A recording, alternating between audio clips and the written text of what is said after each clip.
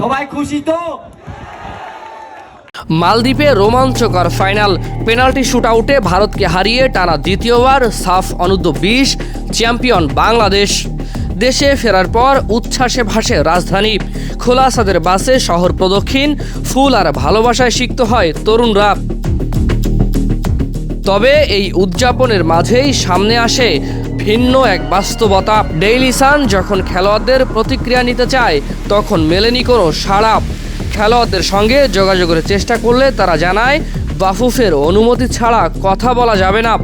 বিষয়টি নিশ্চিত করেছেন ফেডারেশনের এক ঊর্ধ্বতন কর্মকর্তা। পদ্মা সেতু, মেট্রো রেল এবং এলিভেটেড এক্সপ্রেসওয়ে নির্মাণের গর্বিত অংশীদার বসুন্ধরা সিমেন্ট।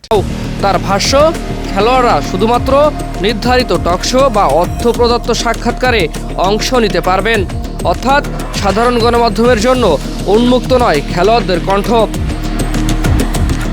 এর আগে নারী ফুটবল দল বা অন্যান্য সাফল্যের ক্ষেত্রেও এমন কোনো সীমাবদ্ধতা দেখা যায়নি। একদিকে ঐতিহাসিক জয়, অন্যদিকে বিতর্কিত নীতি। খেলোয়াড়দের কণ্ঠ কি এখন সত্য সাপেক্ষ? প্রশ্নটা থাকছে আপনাদের কাছেই। ফারিজুল ইসলাম, ডেইলি সান।